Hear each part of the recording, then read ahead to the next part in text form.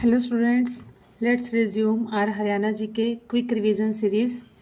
Today we are going to start practice of HSSC CET Group D pre का जो exam हुआ था group D में तो खैर एक ही एग्ज़ाम होता है प्री का ही। एग्ज़ाम डेट है 22 अक्टूबर 23 शिफ्ट फर्स्ट का ये एग्ज़ाम है और एक ही शिफ्ट में एक ही स्लॉट में हम पूरा क्वेश्चन पेपर जो है वो सॉल्व करेंगे सभी सब्जेक्ट्स का। फर्स्ट क्वेश्चन इज पर्यावरण संरक्षण तथा संवर्धन की दिशा में प्रयासों की मान्यता हेतु किसके नाम पर हरियाणा सरकार ने एक पुरस्कार शुरू किया है? तो यह किया है श्री दर्शन लाल जैन की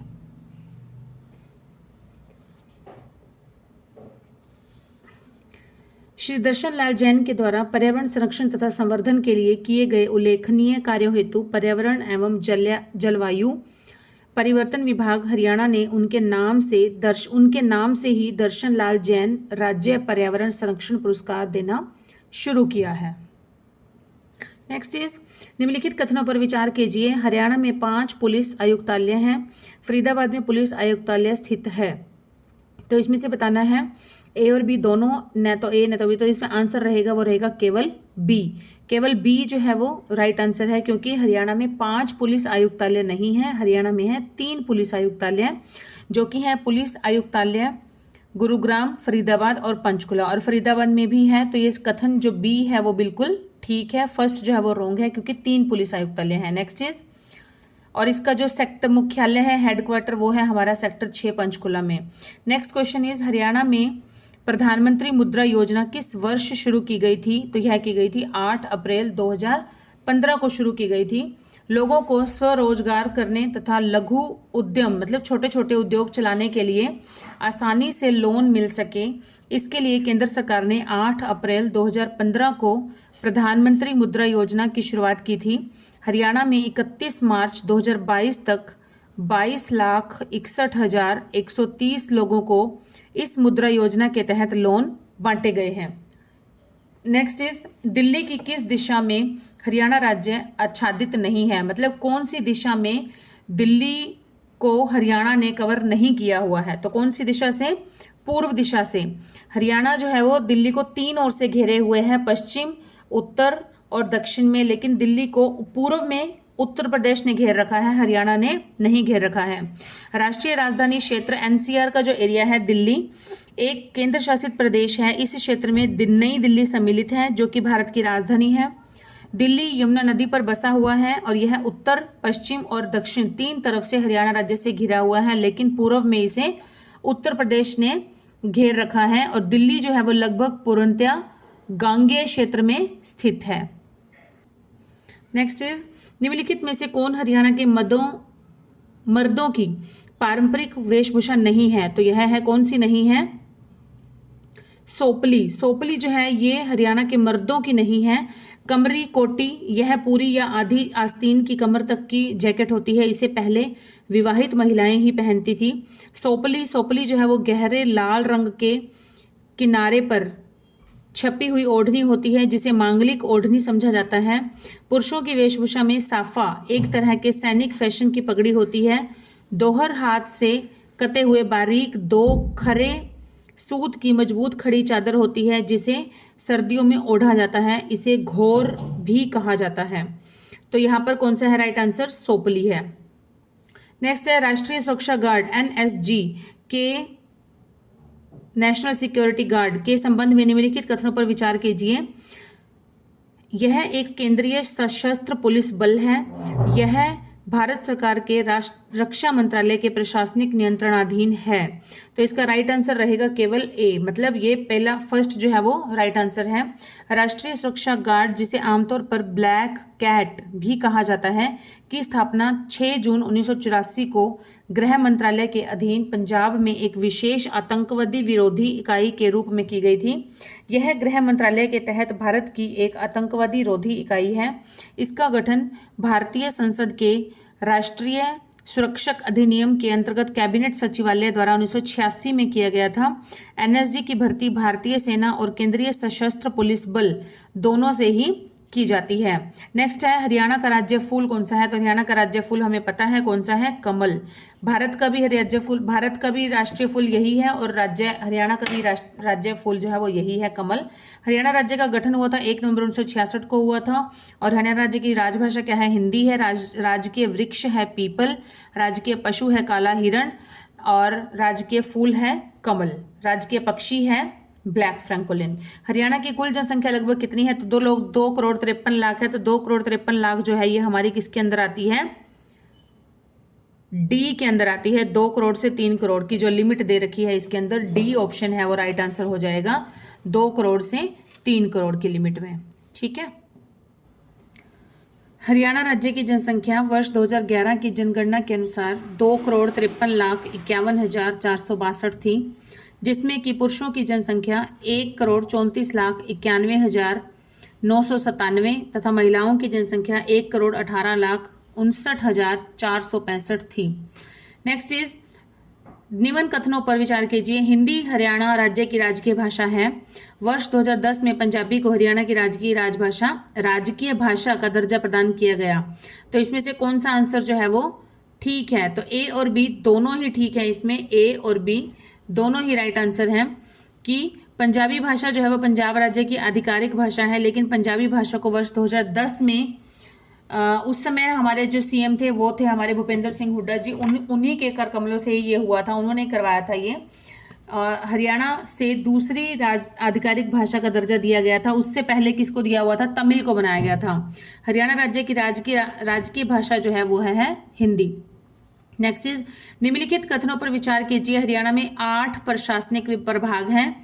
पंचकुला हरियाणा के प्रशासनिक प्रभागों में से एक है। तो इसका कौन सा आंसर राइट है, तो इसमें से बी जो है वो राइट आंसर है। बी इन द सेंस कि ना तो ए ठीक है ना बी ठीक है। क्यों, क्योंकि हरियाणा में 8 प्रशासनिक प्रभाग नहीं है, हरियाणा में है 6 प्रशासनिक प्रभाग। कौन कौन से हैं, घर के एफ। घर मतलब गुरुग्राम, हिसार, अंबाला, रोहतक, करनाल और फरीदाबाद। हरियाणा में 5 पुलिस रेंज हैं, अंबाला, हिसार, करनाल, रेवाड़ी और रोहतक। इसके अतिरिक्त फरीदाबाद, गुरुग्राम और पंचकुला में 3 पुलिस आयुक्त हैं। साइबर क्राइम की जांच हेतु गुरुग्राम के सेक्टर 51 में साइबर सेल स्थित है, अतः दोनों ही कथन असत्य हैं। नेक्स्ट इज हरियाणा का चेरापूंजी के रूप में किसे जाना जाता है, तो हरियाणा का चेरापूंजी कहा जाता है छछरौली को कहा जाता है। किसे कहा जाता है, छछरौली को, जो कि कहाँ पर है, यमुनानगर में स्थित है। हरियाणा राज्य के यमुनानगर जिले में छछरौली एक तहसील है और छछरौली को अक्सर हरियाणा का चेरापूंजी के रूप में जाना जाता है, जहां पूरे हरियाणा में औसत वर्षा 450 मिलीमीटर होती है, वहीं अकेले छछरौली में ही 1100 मिलीमीटर बारिश होती है। नेक्स्ट इज कॉलम 1 को कॉलम 2 से मैच करना है। पर्यटन केंद्र है उनको कहाँ पर, कौन सा कहाँ पर है, स्काईलार्क, दमदमा, दबचिक, कर्ण लेक। देखिए कर्ण लेक का सबको पता है, कर्ण लेक कहाँ पर है, कर्ण लेक है हमारी उचाना में। कर्ण लेक कहाँ पर है, उचाना जो है वैसे करनाल में है, कर्ण लेक कहाँ पर है, करनाल में, लेकिन जो उचाना है वो प्रॉपर प्लेस है। करनाल जो है वो डिस्ट्रिक्ट है, लेकिन उचाना जो है वो प्रॉपर प्लेस है जहाँ पर कर्ण लेक है। और दमदमा का भी सबको पता है कहाँ पर है, गुड़गांव में है। तो यहाँ पर हम मैच करेंगे बी का सेकंड है, ठीक है, ये रहा बी का सेकंड 2 में है, सी में और डी में। तो इसका मतलब ए एलिमिनेट हो गया और बी भी एलिमिनेट हो गया, सी और डी रह गए। ठीक है, एक ऑप्शन से ही हमारे 2 जो है वो ऑप्शंस बिल्कुल एलिमिनेट हो गए, ए और बी। सी और डी में से देखते हैं हम लोग। नेक्स्ट हमने देखना है कर्ण लेक है हमारी उचाना में है, तो डी का हो गया डी का थर्ड एक में ही है। तो हमारा जो right answer, absolutely right answer हो जाएगा वो हो जाएगा हमारा डी। तो डी में क्या रहेगा, स्काईलार्क कहाँ पर है, पानीपत में है। दमदमा कहाँ पर है, गुड़गांव में है। डबचिक कहाँ पर है, होडल। फरीदाबाद भी आ जाता है तो भी ठीक है। और कर्ण लेक है उचाना, करनाल में है कर्ण लेक, और उचाना इसका प्रॉपर प्लेस है, तो ये भी बिल्कुल ठीक आंसर है।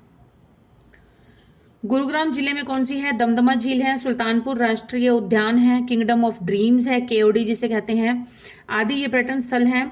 और स्काईलार्क जो है पानीपत में है। डबचिक, इसे दाबचिक कहते हैं, इसे डबचिक भी लिखा हुआ आता है कहीं पर, डमरू वाला डबचिक, ये कहाँ पर है, होडल में है।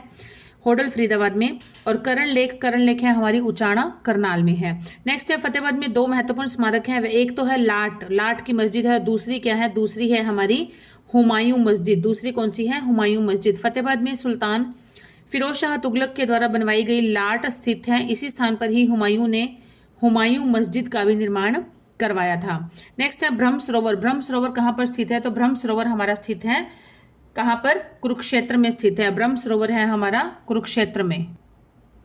नेक्स्ट इज ब्रह्म सरोवर हरियाणा राज्य के कुरुक्षेत्र में मानव निर्मित एक तालाब है। ब्रह्म सरोवर का उल्लेख महाभारत में मिलता है, जिसमें युद्ध के अंतिम दिन दुर्योधन के द्वारा खुद को पानी के नीचे छिपने के लिए इसका इस्तेमाल किया गया था। मतलब दुर्योधन जो था इसमें पानी के अंदर छिप गया था, और सूर्य ग्रहण के अवसर पर महाविशाल मेले का आयोजन किया जाता है। कहाँ पर, ब्रह्म सरोवर पर। इस अवसर पर लाखों लोग ब्रह्म सरोवर में स्नान करते हैं। पूर्व भारतीय क्रिकेटर वीरेंद्र सहवाग की क्रिकेट अकादमी यह कहाँ पर है, तो यह है हमारी झज्जर में। इसे क्या नाम है इसका, SIS सहवाग इंटरनेशनल स्कूल। पूर्व भारतीय क्रिकेटर वीरेंद्र सहवाग की क्रिकेट अकादमी जो है वो हरियाणा में झज्जर के 23 एकड़ जमीन में फैली हुई है, और इस क्रिकेट अकादमी की स्थापना 2011 में की गई थी। सकल राज्य घरेलू उत्पाद GSDP के बारे में निम्नलिखित कथनों पर विचार कीजिए। हरियाणा का GSDP बिहार के GSDP से अधिक है, हरियाणा का GSDP उत्तराखंड के GSDP से अधिक है। तो इसमें कौन सा सही है, A और B दोनों ठीक हैं। हरियाणा का बिहार से भी ज़्यादा होता है और हरियाणा का उत्तराखंड से भी ज़्यादा होता है, लेकिन हरियाणा का राजस्थान से कम होता है। नेक्स्ट है वित्तीय वर्ष 2020-21 में हरियाणा की GSDP बिहार के GSDP से अधिक थी, और हरियाणा की GSDP बिहार के GSDP से अधिक थी। तो हरियाणा की GSDP उत्तराखंड की GSDP से भी अधिक थी, तो दोनों ही कथन सत्य हैं। नेक्स्ट है नृत्य शैली लूर जो शैली है, लूर जो नृत्य होता है, इसमें लूर शब्द का क्या अर्थ है, लूर का शाब्दिक अर्थ क्या है, तो लूर का जो शाब्दिक अर्थ होता है वह होता है लड़की या फिर बालिका जिसे कहते हैं। लूर नृत्य फागुन के महीने में लड़कियां करती हैं, जिसे बसंत ऋतु भी कहा जाता है। लड़कियां आमतौर पर घाघरा, कुर्ती, चुंदरी और चूड़ा की अपनी पारंपरिक पोशाक पहनकर इस नृत्य में भाग लेती हैं। हरियाणा के बांगर क्षेत्र में शब्द लूर का अर्थ लड़की होता है। इब्राहिम लोदी का मकबरा कहाँ पर है, तो यह कहाँ पर है, पानीपत में है। इब्राहिम लोदी का मकबरा पानीपत में है, और इब्राहिम लोदी की मृत्यु हुई थी जब पानीपत का प्रथम युद्ध हुआ था बाबर और इब्राहिम लोदी के बीच में 1521 ईस्वी में हुआ था। तब इनकी युद्ध के समय ही युद्ध क्षेत्र में ही इनकी मृत्यु हो गई थी, तो इसलिए इनका जो मकबरा बना हुआ है वो पानीपत में ही बना हुआ है। इब्राहिम लोदी का मकबरा पानीपत नगर निगम द्वारा बनाए गए एक उद्यान में स्थित है। यह मकबरा सूफी संत बू अली शाह की दरगाह के करीब तहसील कार्यालय के पास स्थित है। लोदी एक अफगान वंश था, और लोदी वंश के अंतिम शासक थे इब्राहिम लोदी ने भारत पर 1517 से 1526 ईस्वी तक शासन किया था। नेक्स्ट इज चरखी दादरी की निम्नलिखित में से किसके साथ सीमा नहीं लगती है, तो चरखी दादरी की सीमा किसके साथ नहीं लगती है, हिसार के साथ नहीं लगती। भिवानी के साथ तो लगती है, ऑब्वियस भिवानी से ही अलग हुआ है। महेंद्रगढ़ के साथ भी लगती है और झज्जर के साथ भी लगती है, लेकिन चरखी दादरी की सीमा जो है वो हिसार के साथ नहीं लगती है। माधवगढ़ का प्राचीन किला हरियाणा के किस जिले में स्थित है, तो माधवगढ़ का किला है महेंद्रगढ़ में स्थित है। माधवगढ़ का प्राचीन किला हरियाणा के महेंद्रगढ़ जिले में स्थित है। माधोगढ़ गांव के पास अरावली पर्वत श्रृंखला में माधोगढ़ पहाड़ी के ऊपर स्थित एक किला है। इस किले का निर्माण किसने करवाया था, यह करवाया था जयपुर के राजा माधो सिंह प्रथम ने जयपुर और दिल्ली के बीच विश्राम के लिए करवाया था। नेक्स्ट है हरियाणा में भाखड़ा प्रणाली के अंतर्गत कुल कितनी नहरें हैं, तो यह है C 521 नहरें हैं। हरियाणा में भाखड़ा प्रणाली के अंतर्गत कुल 522 नहरें हैं। यहाँ पर ऑप्शन में 521 है तो हम 21 को कंसिडर करेंगे। आयोग में हरियाणा में भाखड़ा प्रणाली के अंतर्गत कुल 521 नहरें मानी जाती हैं, और अंबाला, कुरुक्षेत्र, कैथल, जींद, फतेहाबाद, सिरसा व हिसार जिले के भागों को नहरी जल की ही आपूर्ति करता है। नेक्स्ट है IIIT हरियाणा कहाँ पर अवस्थित है, तो IIIT यह है हमारा सोनीपत में स्थित है। भारतीय सूचना प्रौद्योगिकी संस्थान की स्थापना हरियाणा के सोनीपत में की गई थी। IIIT सोनीपत का शैक्षणिक सत्र 2014 से NIT कुरुक्षेत्र में अपने अस्थायी परिसर में शुरू कर दिया गया था। IIT की फुल फॉर्म होती है Indian institute of information technology, Indian institute of information technology IIIT, और ये कहाँ पर है? सोनीपत में है। नेक्स्ट इज निम्नलिखित में से कौन हरियाणा के प्रथम मुख्यमंत्री थे? तो प्रथम मुख्यमंत्री हमें पता है कौन से हैं, भगवत दयाल शर्मा, भगवत दयाल शर्मा, या इन्हें BD शर्मा भी शॉर्ट में लिखा जाता है। हरियाणा राज्य का गठन 1 नवंबर 1966 को हुआ था और इस राज्य के प्रथम मुख्यमंत्री थे भगवत दयाल शर्मा। इनका कार्यकाल 1 नवंबर 1966 से 23 मार्च 1967 तक रहा था। हरियाणा राज्य के दूसरे मुख्यमंत्री थे राव वीरेंद्र सिंह। इनका कार्यकाल 24 मार्च 1967 से 20 नवंबर 1967 तक रहा था। नेक्स्ट इज प्रसिद्ध खिलाड़ी योगेश्वर दत्त किस खेल से संबंध रखते हैं? तो यह है कुश्ती से संबंध है इनका। हरियाणा के सोनीपत में 2 नवंबर 1982 को जन्मे योगेश्वर दत्त एक भारतीय फ्री स्टाइल पहलवान हैं। इन्होंने 2012 में लंदन ओलंपिक्स में 60 किलोग्राम वर्ग में कांस्य पदक जीता और इन्होंने 2005 राष्ट्रमंडल कुश्ती चैंपियनशिप में स्वर्ण पदक जीता था। नेक्स्ट इज हरियाणा राज्य में लगभग कितने सामुदायिक विकास खंड हैं? तो लगभग हैं 130 से 140 तक हैं। वर्तमान में हरियाणा में 6 प्रशासनिक मंडल हैं, 22 जिले हैं। जिले कितने हैं? 22। प्रशासनिक मंडल हैं 6 और उपमंडल कितने हैं? उपमंडल हैं 80। राजस्व तहसीलें हैं 94 और उप तहसील इसका उल्टा हो गया 49 है। 6841 गांव हैं, 154 शहर हैं और कस्बे हैं तथा 130 से 140 के बीच में सामुदायिक विकास खंड हैं। और वर्तमान में कितने हैं? वर्तमान में है 143 विकास खंड हैं। अगर लिमिट पूछी जाती है तो 130 से 40 तक आ जाता है। नेक्स्ट है रोगाणु ऐसे सूक्ष्म जीव हैं जो क्या कर देते हैं? जो कि रोग आणु तो रोग ही पैदा करेंगे। रोगाणु ऐसे सूक्ष्म जीव होते हैं जो कि रोग पैदा कर देते हैं। सूक्ष्म जीवों के अध्ययन को क्या कहते हैं? माइक्रो क्योंकि बहुत सूक्ष्म होते हैं। माइक्रो मतलब बहुत छोटा, वेरी स्मॉल, बहुत छोटा, जिसे कि हम अपनी आंखों से मतलब ऐसे नॉर्मली हम अपनी आंखों से नहीं देख सकते, जिनको देखने के लिए हमें किसी न किसी यंत्र की उपकरण की जरूरत पड़ती है, उसे कहते हैं माइक्रोबायोलॉजी। सूक्ष्म जीवों के अध्ययन को कहते हैं माइक्रोबायोलॉजी। सूक्ष्म जीवों के कुछ प्रकार हैं वायरस, बैक्टीरिया, कवक आदि। नेक्स्ट इज दर्पण अपने ऊपर पड़ने वाले प्रकाश की दिशा को परिवर्तित कर देता है। दर्पण के द्वारा प्रकाश की दिशा में यह परिवर्तन क्या कहलाता है? तो यह कहलाता है प्रकाश का परिवर्तन कहलाता है। दर्पण अपने ऊपर पड़ने वाले प्रकाश की दिशा को बदल देता है, जिससे प्रकाश का परावर्तन कहते हैं। और प्रकाश का परावर्तन होने पर ही प्रकाश की आवृत्ति, चाल और तरंग दैर्घ्य अपरिवर्तित रहती है, मतलब उनमें कोई चेंज नहीं होता है। नेक्स्ट इज मनुष्य की सामान्य आंख की न्यूनतम स्पष्टतम दूरी क्या होती है? तो यह होती है 25 सेंटीमीटर। ये फैक्चुअल क्वेश्चन है, इनको ऐसे ही लर्न रखना पड़ेगा। मनुष्य की सामान्य आंख की न्यूनतम स्पष्टतम दूरी 25 सेंटीमीटर होती है, वहीं पर अधिकतम दूरी जो होती है वो अनंत होती है। नेक्स्ट इज निम्नलिखित में से कौन सी संघनन प्रक्रिया है? तो संघनन प्रक्रिया है इनमें से जल वाष्प का द्रव अवस्था में परिवर्तन होना। जल वाष्प को वापस जल में बदलने की प्रक्रिया को संघनन कहते हैं। उदाहरणतः घास पर ओस जमना, ठंडे गिलास के बाहर पानी की बूंदें आदि संघनन के उदाहरण हैं। कौन सा खाद्य पदार्थ आयोडीन के साथ नीला काला रंग कर देता है? तो यह है स्टार्च। आयोडीन के साथ नीला काला रंग कर देने वाला खाद्य पदार्थ है स्टार्च एक कार्बोहाइड्रेट है जो कि आलू, साबुत अनाज और चावल जैसे खाद्य पदार्थों में पाया जाता है।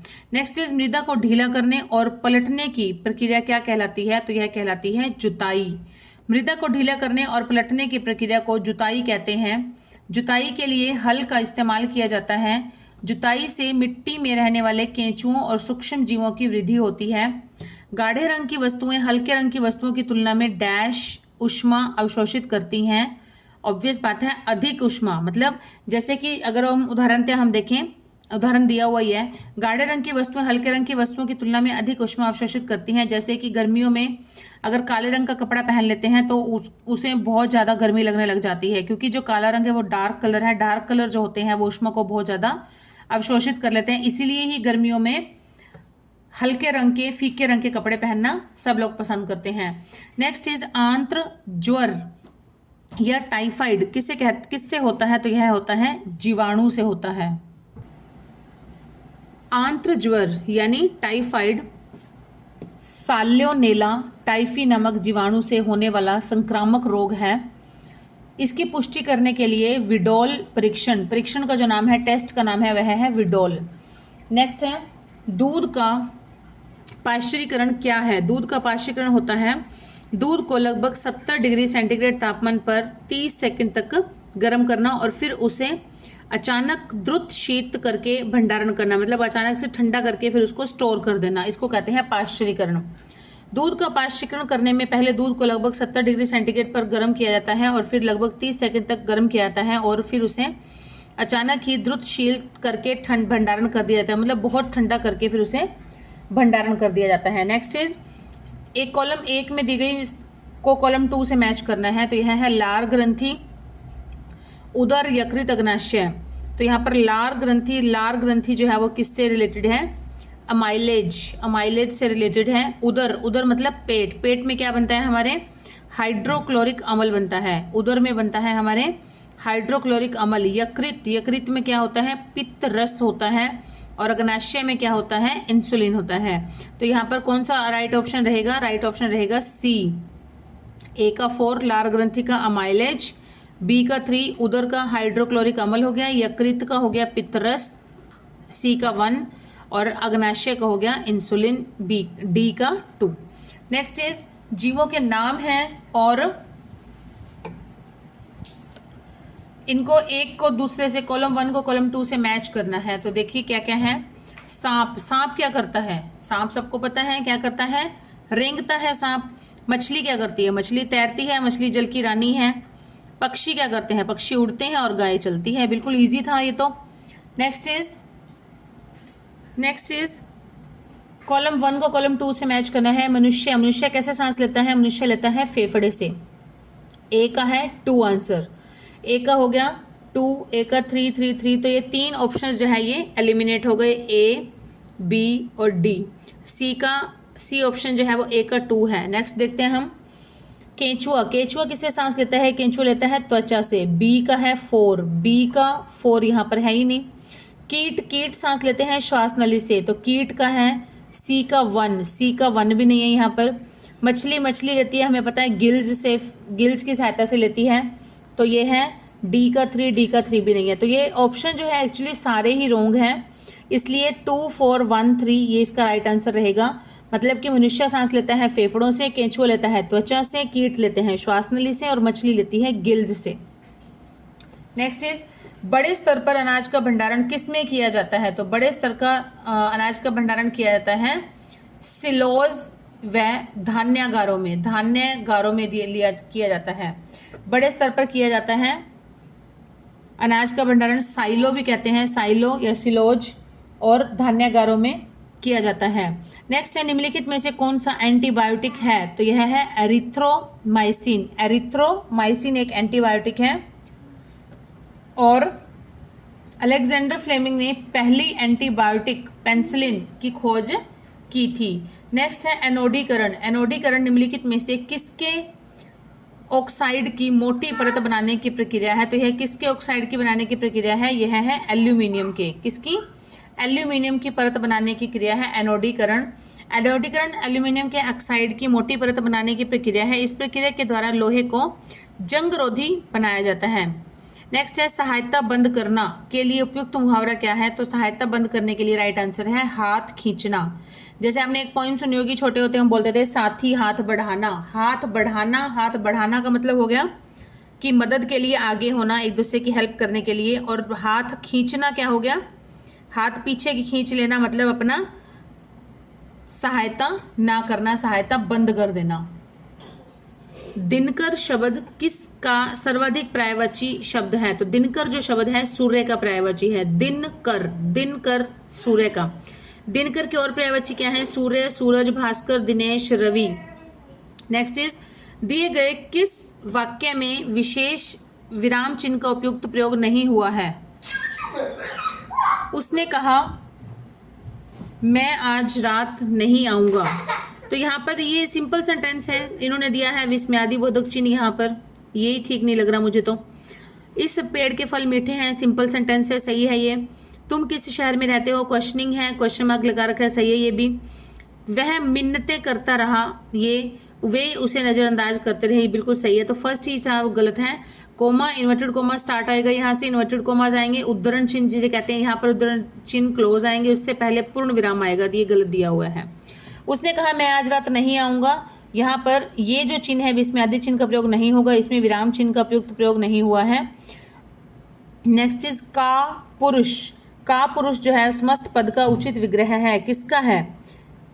का जो है वह है कायर पुरुष का। का पुरुष, कायर है जो पुरुष, कायर है जो पुरुष, उसे कहते हैं का पुरुष। कर्मधारय समास है इसमें। नेक्स्ट है इत। इत प्रत्यय से बनने वाला सर्वाधिक उपयुक्त शब्द कौन सा है? इत। इत है पांडित्य, अभिषिक्त, फलित, तात्कालिक। तो प्रत्यय चाहिए हमें जो पीछे लगा हो, तात्कालिक में तो लगा ही नहीं है, बिल्कुल गलत हो गया। अभिषिक्त में भी नहीं है कि आधा लेटर है, तो ये सही नहीं है, ये भी गलत है। पांडित्य में तो लास्ट में है ही नहीं इत, तो ये गलत हो गया। तो ये कौन सा रहा सही? फलित। फलित है फल प्लस इत।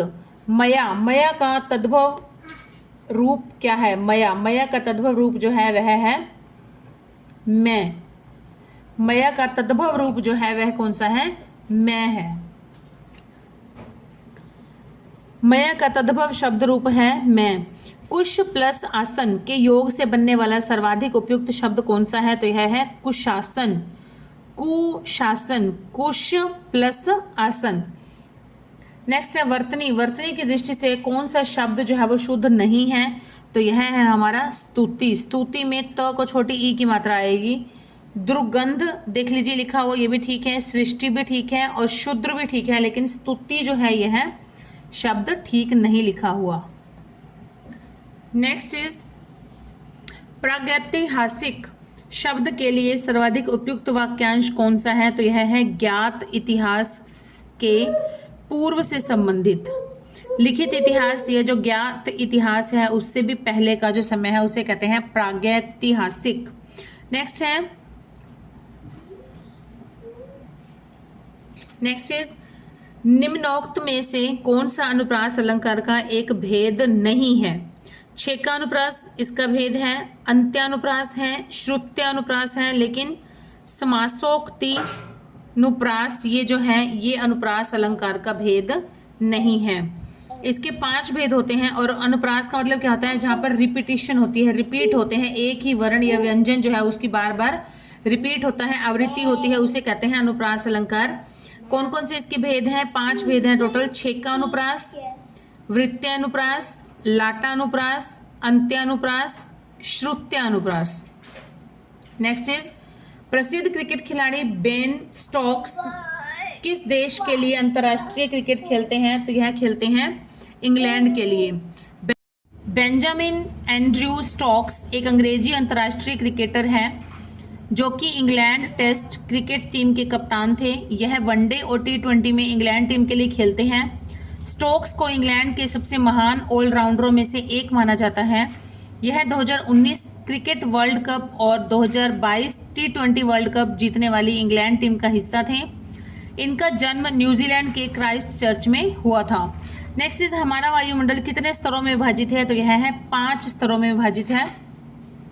हमारा वायुमंडल 5 परतों में विभाजित है। जमीनी स्तर से ऊपर की ओर बढ़ते हुए यह परतों को शोभमंडल, समतापमंडल, मध्यमंडल, तापमंडल और बहिर्मंडल कहा जाता है। शोभमंडल, समतापमंडल, मध्यमंडल तो बीच में ही हो गया, तापमंडल और फिर है बहिर्मंडल। बहिर्मंडल धीरे धीरे अंतर्ग्रही अंतरिक्ष के दायरे में लुप्त हो जाता है। नेक्स्ट इज क्षेत्रफल के विचार से एशिया के बाद दूसरा सबसे बड़ा महाद्वीप कौन सा है? तो एशिया सबसे बड़ा है, तो एशिया के बाद जो दूसरा है वह है अफ्रीका महाद्वीप। एशिया महाद्वीप के बाद 30 मिलियन वर्ग किलोमीटर के कुल क्षेत्रफल के साथ अफ्रीका दुनिया का दूसरा सबसे बड़ा महाद्वीप है। यह एकमात्र ऐसा महाद्वीप है जिससे कर्क रेखा, भूमध्य रेखा और मकर रेखा तीनों गुजरती हैं। कर्क रेखा, मकर रेखा और भूमध्य रेखा तीनों। नेक्स्ट है कॉलम ए को कॉलम बी से मैच करना है या 1 को 2 से मैच करना है। तो रोलेट एक्ट, रोलेट सत्याग्रह एक्ट, ये कब स्टार्ट हुआ था? ये हुआ था 1919 में। सविनय अवज्ञा आंदोलन, सविनय अवज्ञा आंदोलन कब हुआ था? ये हुआ था 1930 में।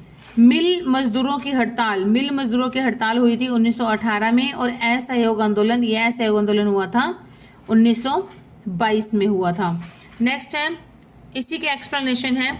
महात्मा गांधी ने 6 अप्रैल 1919 को रोलेट एक्ट के विरोध में सत्याग्रह की शुरुआत की थी। और रोलेट एक्ट को अराजक और क्रांतिकारी अपराध अधिनियम के रूप में जाना जाता है। असहयोग आंदोलन को महात्मा गांधी ने 1 अगस्त 1920 को शुरू किया था, जो कि 1922 तक चला था। और सन 1918 में अहमदाबाद की एक सूती कपड़ा मिल के मजदूरों ने 21 दिन की हड़ताल रखी थी। यही अहमदाबाद मिल हड़ताल के नाम से प्रसिद्ध है। 1917 में चंपारण सत्याग्रह की सफलता के बाद गांधी जी का दूसरा सफल सत्याग्रह 1918 का अहमदाबाद मिल मजदूरों की शुरुआत 12 मार्च 1900 मिल मजदूरों की हड़ताल का सफल नेतृत्व था। नेक्स्ट है सविनय अवज्ञा आंदोलन की शुरुआत हुई थी 12 मार्च 1930 को गांधी जी के प्रसिद्ध दांडी मार्च से हुई थी। और जो विकल्प दिए गए हैं इसके अकॉर्डिंग ए जो ऑप्शन है वो राइट आंसर है। नेक्स्ट है इंदिरा गांधी नेशनल कला केंद्र में कितनी कार्यात्मक इकाइयां हैं? तो यह है 6 इकाइयां हैं। कितनी हैं? 6, जो कि ऑप्शंस में नहीं दिया हुआ है। इंदिरा गांधी राष्ट्रीय कला केंद्र IGNCA भारत के संस्कृति मंत्रालय द्वारा स्थापित एक स्वायत्त शासी निकाय है। इसकी स्थापना 1 अक्टूबर 1985 को नई दिल्ली में हुई थी।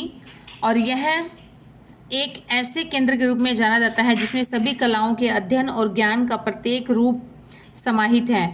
इंदिरा गांधी राष्ट्रीय कला केंद्र 6 कार्यकारी इकाइयों में विभाजित है। कौन कौन सी हैं? कला विधि, कला कोश, जनपद संपदा, कला दर्शन, सांस्कृतिक सूचना विज्ञान प्रयोगशाला और सूत्रधार। इंदिरा गांधी राष्ट्रीय कला केंद्र का एक दक्षिण क्षेत्रीय केंद्र है जिसकी स्थापना 2001 में हुई थी। और इसका मुख्यालय कहाँ पर है? इसका मुख्यालय है बेंगलोर में।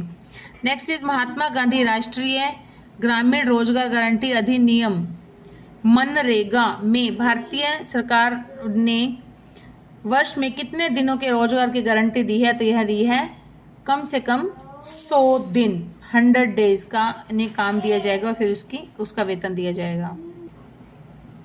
राष्ट्रीय ग्रामीण रोजगार गारंटी अधिनियम 2005 एक भारतीय श्रम कानून और सामाजिक सुरक्षा उपाय है। इसका उद्देश्य कार्य करने का अधिकार है और मनरेगा को एक वित्तीय वर्ष में कम से कम 100 दिनों की गारंटीकृत मजदूरी रोजगार प्रदान करके ग्रामीण क्षेत्रों में आजीविका सुरक्षा को बढ़ावा देने के लिए उद्देश्य से शुरू किया गया था। मनरेगा को मुख्य रूप से ग्राम पंचायत द्वारा लागू किया जाता है। और राष्ट्रीय ग्रामीण रोजगार गारंटी अधिनियम अगस्त 2005 में भारतीय संसद में पारित किया गया था। और यह 2 फरवरी 2006 को लागू हुआ था।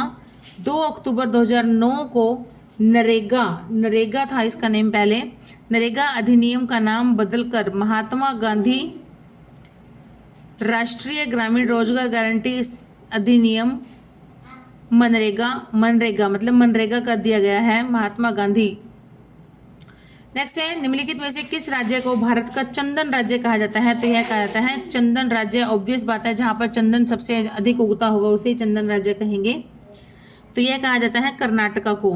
भारत के कर्नाटक राज्य को भारत का चंदन राज्य कहा जाता है। यह चंदन का सबसे बड़ा उत्पादक राज्य है। चंदन कर्नाटक का राज्य वृक्ष भी है। राज्य का किसका? कर्नाटक का। कर्नाटक का राज्य वृक्ष है चंदन। और कर्नाटक के एक शहर मैसूर को भारत का चंदन शहर कहा जाता है क्योंकि मैसूर एक चंदन कुटीर उद्योग का केंद्र है। भारत का पहला चंदन संग्रहालय मैसूर कर्नाटक में स्थित है। उष्ण चंदन जो है वो उष्णकटिबंधीय पर्णपाती वनों में पाया जाता है।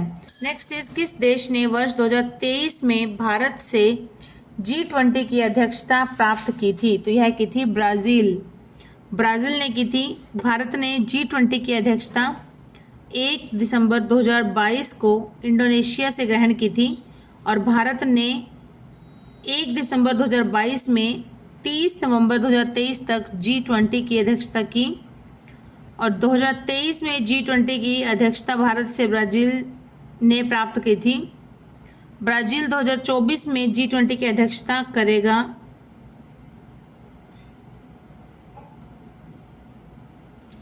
नेक्स्ट है, असहयोग आंदोलन को तब तक बंद किया गया जब किसानों ने निम्नलिखित में से किस थाने में आग लगा दी थी? तो यह दे दी थी कौन से थाने में? चौरी चौरा।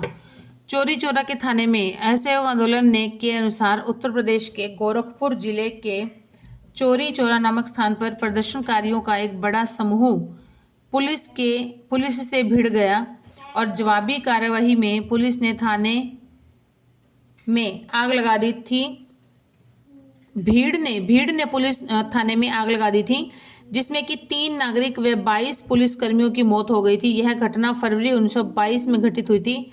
हिंसा के घोर विरोधी महात्मा गांधी ने इस घटना के बाद असहयोग आंदोलन बंद करने की घोषणा कर दी थी। नेक्स्ट इज, किस वर्ष में कांग्रेस तथा मुस्लिम लीग ने लखनऊ समझौते पर हस्ताक्षर किए थे? तो यह किए थे 1916 में किए थे कांग्रेस और मुस्लिम लीग ने लखनऊ समझौते पर।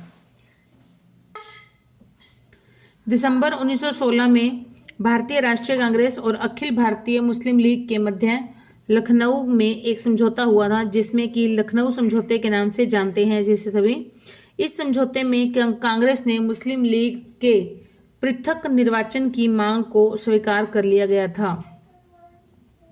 नेक्स्ट इज, राष्ट्रीय नाट्य विद्यालय की स्थापना किस वर्ष हुई थी? तो यह हुई थी 1959 में हुई थी। 1959 में राष्ट्रीय नाट्य विद्यालय नई दिल्ली भारत में स्थित एक रंगमंच प्रशिक्षण संस्थान है। यह भारत सरकार के संस्कृति मंत्रालय के अंतर्गत एक स्वायत्त संगठन है। हमारी स्थापना 1959 में संगीत नाटक अकादमी द्वारा की गई थी और 1975 में यह एक स्वतंत्र विद्यालय बन गया था। नेक्स्ट इज, कौन सा पक्षी अपना घोंसला नहीं बनाता है? तो यह है कोयल। कोयल जो है कोयल अपना घोंसला खुद नहीं बनाती है। बया चिड़िया, दर्जन चिड़िया और भारतीय रोबिन ये जो है अपना घोंसला खुद से बनाती हैं। ये चिड़िया पक्षी हैं जो पक्षी अपने अंडे देने के लिए घोंसले का निर्माण करते हैं। कोयल पक्षी अपना घोंसला नहीं बनाती है। यह निर्माण अंडा कौवे के घोंसले में देती है। यह अपना अंडा देती है कौवे के घोंसले में। नेक्स्ट इज, वर्ष 1950 के दशक में चलाए गए नागरिक आधारित आंदोलन ने जातीय भेदभाव को समाप्त कर दिया था और यह आंदोलन कहाँ से शुरू हुआ था? तो यह आंदोलन शुरू हुआ था USA से। भारतीय नागरिक अधिकार आंदोलन सामाजिक न्याय के लिए एक संघर्ष था जिसे 1950 के दशक के दौरान संयुक्त राज्य अमेरिका USA में शुरू किया गया था और इस आंदोलन ने जातीय भेदभाव को समाप्त कर दिया था। भारत में किस राज्य में मध्याह्न भोजन शुरुआत की गई थी? तो यह की गई थी तमिलनाडु में की गई थी। तमिलनाडु में। नेक्स्ट, भारत के तमिलनाडु राज्य में मध्याह्न भोजन महाराष्ट्र योजना सबसे पहले शुरू की गई थी और शुभ आरंभ पूर्व प्रधानमंत्री श्री PV नरसिम्हा राव जी के द्वारा किया गया था। 2002 तक इसे भारत के सभी राज्यों में लागू कर दिया गया था। 2022 सितंबर 2021 में इस कार्यक्रम का नाम बदलकर PM पोषण योजना कर दिया गया था।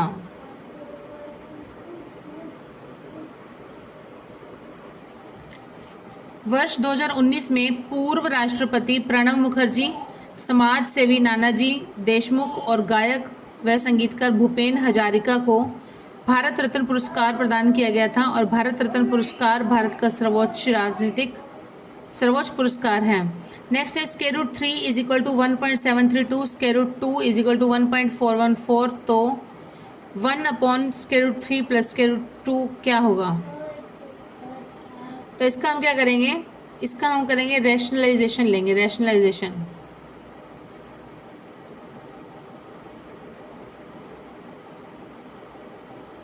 ये करने के बाद वैल्यू जो हमारी आंसर आ जाता है 1.732 माइनस 1.414, 0.318, ये है हमारा आंसर। नेक्स्ट इज 20% तथा 10% के दो टुकड़े दो क्रमिक बट्टों के तुल्य एकल बट्टा है। 20% और 10% के दो क्रमिक बट्टों के तुल्य है, तो कौन सा है? यह है 28%। इसका फॉर्मूला क्या रहता है? x plus a plus B minus a into B बटे 100, a इंटू बी अपॉन 100, ये है इसका फॉर्मूला। b इंटू सी, b प्लस सी माइनस b इंटू सी अपॉन में 100। नेक्स्ट इज ए तथा बी ने क्रमशः 85,000 तथा 15,000 रुपये लगाकर एक व्यापार आरंभ किया था। एक वर्ष के बाद निम्न में से किस अनुपात में उनका लाभ बांटा जाएगा? तो ये रहेगा 85,000 अनुपात में 15,000, तो इन दोनों का अनुपात निकालेंगे। जिस अनुपात में पैसा लगाया है उसी अनुपात में उनका प्रॉफिट जो है वो डिस्ट्रीब्यूट होगा।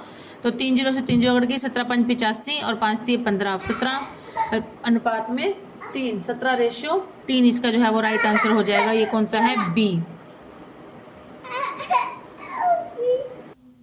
नेक्स्ट इज 8,000 रुपये की राशि पर 5% वार्षिक चक्रवृद्धि ब्याज की दर पर कितने वर्षों में जो राशि है वो 9,261 हो जाएगी, जबकि ब्याज जो है वो वार्षिक संयोजित होता है? तो इसका आंसर जो रहेगा वो रहेगा 3 वर्षों में। इसको सॉल्व करेंगे, सॉल्व करने का तरीका आप देख सकते हैं। नेक्स्ट इज 4 क्रमागत संख्याओं a, b, c और d का औसत जो है वो 49.5 है। संख्या b और d का गुणनफल क्या होगा? तो यह होगा 2,499 हो जाएगा। ए बी सी डी का औसत है 49.5। ए बी सी तथा डी जो है वो क्या क्या हो जाएंगी? क्रमागत है, कॉन्जिक्यूटिव है, लगातार है, तो कौन कौन सी रहेंगी? 48, 49, 50 और 51। तो बी और सी का पूछा है, तो बी सी क्या बचा हमारा? 49 और गुणा 50, एक मिनट, बी और डी का पूछा है, सॉरी, 49 गुणा 51 का हो जाएगा ये हमारा गुणनफल 2,499। नेक्स्ट है 5 अंकीय सबसे छोटी संख्या है जो कौन सी है, जो 12, 15 और 18 से विभाजित हो जाएगी? तो यह है 10,080। ये इसका राइट आंसर है और इसका करने का तरीका आप देख सकते हैं। इसको 10,000 को हम लोग 180 से डिवाइड करेंगे तो हमारा जो शेषफल बचेगा वो बचेगा 100। तो कैसे करेंगे? 10,000 प्लस में 180 माइनस में 100, तो ये हो जाएगा 10,080 जो है जो कि 12, 15 और 18 से विभाजित हो जाएगी। नेक्स्ट है 9 रुपये 30 पैसे प्रति किलोग्राम वाले गेहूं को किसी अन्य प्रकार के गेहूं में 8:7 के अनुपात में मिलाया गया है। यदि मिश्रण का मूल्य 10 रुपये प्रति किलोग्राम है तो दूसरे प्रकार के गेहूं का मूल्य प्रति किलोग्राम क्या रहेगा? तो यह रहेगा 10 रुपये 80 पैसे रहेगा। तो इसको आप देख सकते हैं, करने का तरीका यहाँ पर सॉल्व किया हुआ है प्रॉपरली।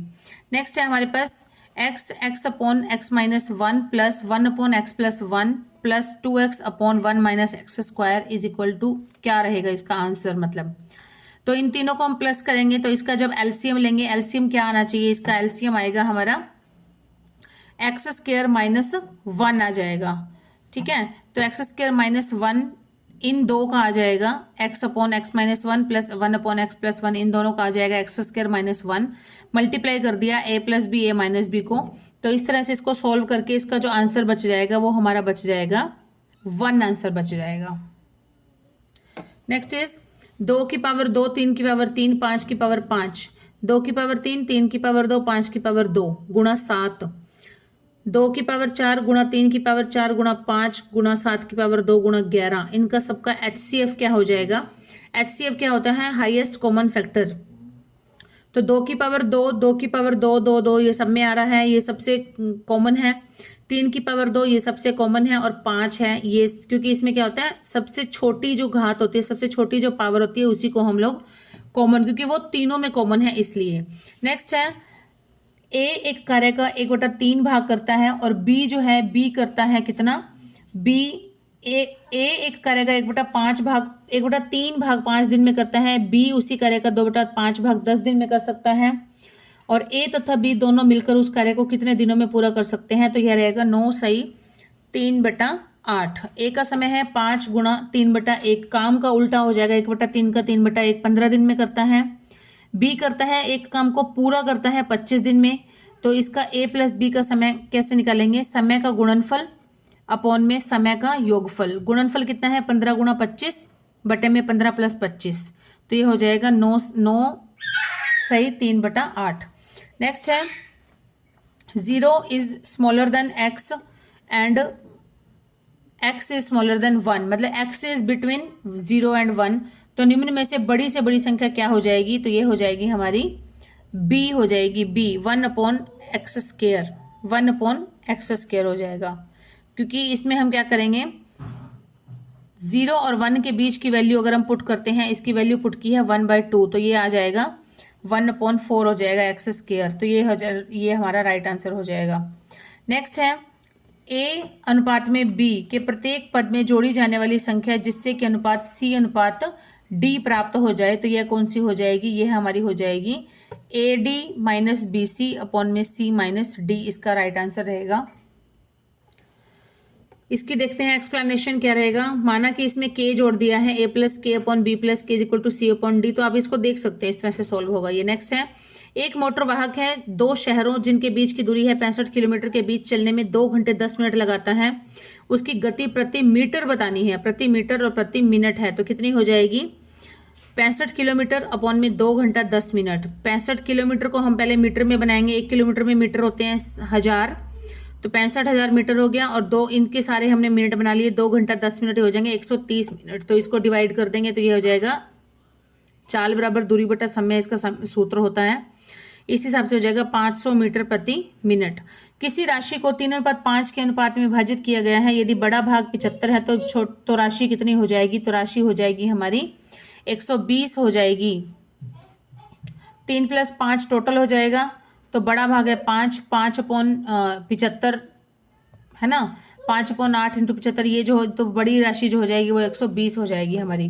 नेक्स्ट है 18 सेंटीमीटर भुजा वाले एक लकड़ी के ठोस घन में से 3 सेंटीमीटर भुजा वाले कितने घन काटे जा सकते हैं, तो यह काटे जा सकते हैं 216 घन काटे जाएंगे। कैसे, बड़े घन का आयतन अपॉन में छोटे घन का आयतन, बड़े घन का आयतन है 18 की पावर 3 अपॉन में 3 की पावर 3 हो जाएगा, तो इसको डिवाइड करके करेंगे तो 216 इसका आंसर आ जाएगा, राइट आंसर।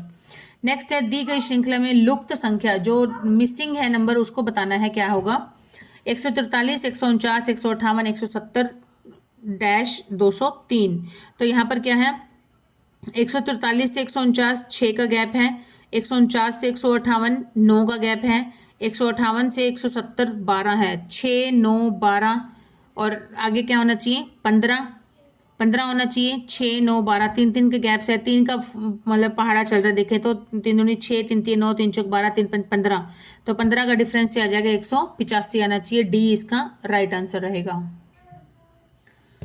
यदि एक कूट भाषा में वियतनाम का कूट WKFVOCN है, तो उसी कूट भाषा में ब्रिटेन को कैसे लिखेंगे, तो हम इसको पहले इसका पैटर्न देखते हैं किस पैटर्न से है। तो यहाँ पर अगर हम लिख के देखेंगे तो क्या है +1 +2 +1 +2 +1 +2 +1 ऐसे करके है, मतलब एक में एक जोड़ा गया है, दूसरा जो अल्फाबेट है उसमें 2 जोड़ा गया है, तो उसी हिसाब से हम लिखेंगे ब्रिटेन को भी।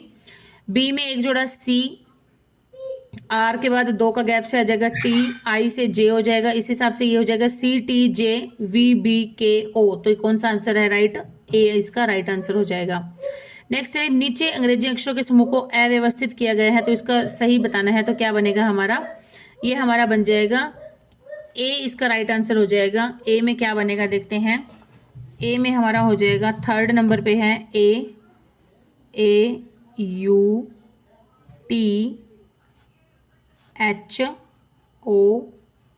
यही बनेगा। ऑथर ए हो गया, 3 6, यही बनेगा हमारा ओथर बन जाएगा, AUTHOR बन जाएगा। ठीक है, तो नेक्स्ट है हमारा, उस विकल्प का चयन कीजिए जो तीसरे पद से उसी प्रकार संबंधित है जिस प्रकार दूसरा पद पहले पद से है। तो यह है हमारा खोदना। जैसे कि कलम से हम लिखते हैं तो फावड़ा से क्या करते हैं, खोदने का काम करते हैं। नेक्स्ट है दो कथन और उसके बाद दो निष्कर्ष हैं। तो ये बताना है तर्क संगत क्या निष्कर्ष क्या निकलता है। सभी नदियां पर्वत हैं और सभी महासागर पर्वत हैं, तो ये बताना है। तो ये हमारा क्या बनेगा इसमें, केवल निष्कर्ष 2 जो है ये सही है कि सभी नदियां जो हैं ये सभी नदियां पर्वत हैं और सभी महासागर हैं वो भी पर्वत हैं। तो राइट क्या बनेगा कि कुछ पर्वत जो है वो नदियां हैं। नेक्स्ट है हमारा, सुबह सुबह सूर्योदय के बाद सनी एक खंबे की तरफ देखते हुए खड़ा था। खंबे की परछाई ठीक सनी के दाईं ओर थी। सनी का मुख किस दिशा में था, तो यह था दक्षिण दिशा में। कौन सी दिशा में, दक्षिण दिशा में। ये डायग्राम दिया गया है, देख सकते हैं। नेक्स्ट है विषम, इसमें से ओड कौन सा है, किलोमीटर, ग्राम, किलोग्राम, क्विंटल। तो ग्राम, किलोग्राम, क्विंटल ये सारी भार मापने की इकाइयां हैं, जबकि जो किलोमीटर है ये दूरी से संबंधित है। नेक्स्ट है हमारा, किसी वर्ष में मार्च का चौथा दिन गुरुवार था तो उसी वर्ष के अगले महीने का अंतिम दिन क्या होगा, तो यह हमारा हो जाएगा शुक्रवार। इसमें दिया गया है, आप देख सकते हैं। नेक्स्ट है 6 व्यक्ति XYZMNO उत्तर की ओर मुंह करके एक पंक्ति में बैठे हैं, लेकिन आवश्यक नहीं है कि उसी क्रम में ही बैठे हों। Z जो है वो X और N के बीच में है, M किनारे पर नहीं है, Y N के ठीक दाएं है, O दाएं किनारे पर नहीं बैठा है। M का पड़ोसी कौन है, तो M का पड़ोसी है O और X। O और X जो हो जाएंगे ये M के पड़ोसी हो जाएंगे। आजू बाजू दोनों साइड बैठे हैं, आप इसमें देख सकते हैं। इसमें सॉल्व करके दिया गया है अच्छी तरह से। नेक्स्ट है हमारा, A+B का अर्थ है कि A B का भाई है। A-B का अर्थ है कि A B का पति है। A × B का अर्थ है कि A B के पिता है। तो P × Q + R - S का क्या अर्थ है, तो इसका अर्थ है कि P जो है वो S के ससुर हैं। Next is choose the alternative which best express the given sentence in passive voice. Must we cut this tree, तो इसका कौन सा राइट आंसर रहेगा, must this tree be cut. Next है fill in the blank with correct form of verb. Neither of the two man dash very strong, तो यहाँ पर रहेगा वॉज, क्योंकि neither of the two man, इसमें man को देखकर हमें वर नहीं लगाना है। यहाँ पर जो नीदर की सेंस होती है वो सिंगुलर की सेंस होती है, तो यहां पर हो जाएगा neither of the two man was very strong. Next है choose the alternative which best expresses the meaning of the underlined idiom. तो अंडरलाइंड इडियम है एट द 11th आवर, तो इसका क्या मतलब हो जाएगा, at the last minute. At the 11th hour means to do something at the last moment, last possible moment और opportunity. Arrange the following parts of the sentence to make a meaningful sentence, तो क्या बनेगा इसका, BDCA। B है to many people, grammar appears threatening and even impossible to understand. Okay, the meaningful sequence हो जाएगा BDCA और sentence बनेगा हमारा to many people, grammar appears threatening and even impossible to understand.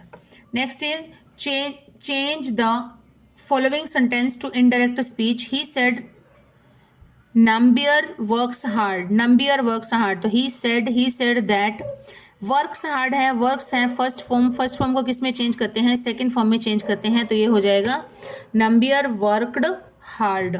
तो C is the right answer.